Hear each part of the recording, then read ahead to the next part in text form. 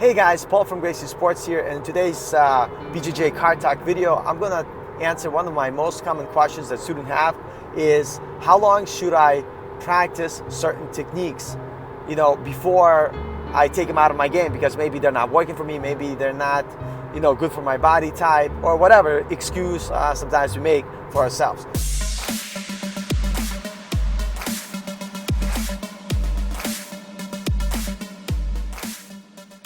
The truth is, any move that you practice and you get a deep understanding of, you're going to be able to find success.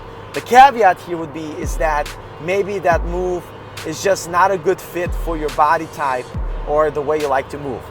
But my advice I usually give people is this: when you start or discover a new move, it's because it started working for you in class. You're catching your peers, you're doing great. And then there comes a period where that move will stop working.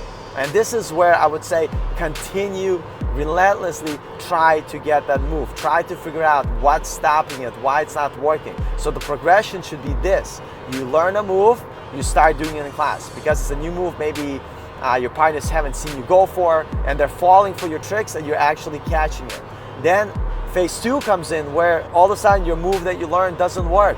Everybody's stuffing your move, they're stopping you. And this is the phase where you have to force yourself not to move on to the next flashy move, but to stick with the move you've been learning and continue to practice it on a daily basis and try to figure out what your partner is doing to defend the move. Why and how are they stopping it? And eventually what's going to happen, the move is going to work again.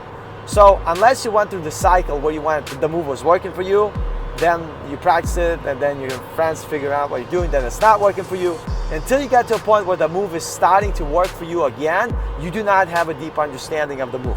But once you get there, you could decide, well, I get it, I know how this move works, and you could keep it in your game, or at that point you could be like, I understand it enough that, I don't have to do this move, and you could replace it with something else. And again, the reason why I talk about replacing moves in your game is because there's so many moves in Jiu Jitsu, you'll never be able to have a game where you're doing everything excellent.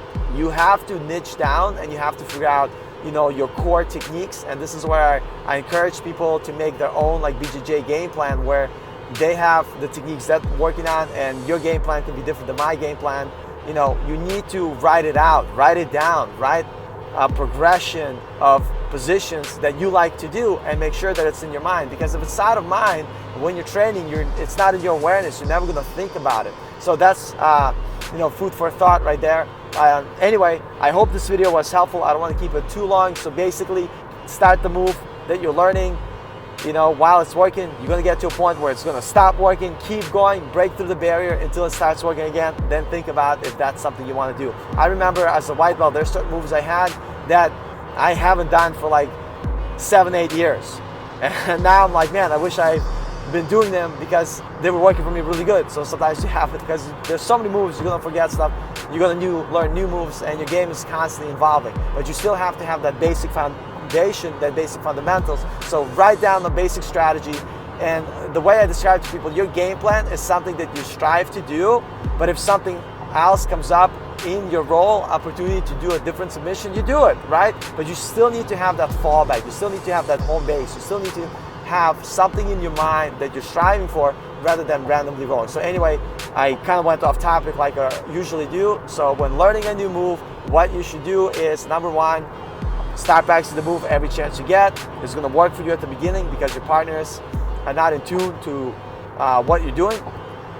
2, they're going to figure it out. The move is going to stop working for you. So you have to get to step 3. Keep doing the move until you start consistently catching your peers, right? And again, always compare yourself to your peers. Do not compare yourself to black belts or people who are light years above your skill, because it's not a fair comparison for seeing your true progress. So anyway, thanks for watching. I'm going to cut this video right now because I'll talk forever about Jiu Jitsu, because I love Jiu Jitsu. Look, if you're new to this channel, consider subscribing.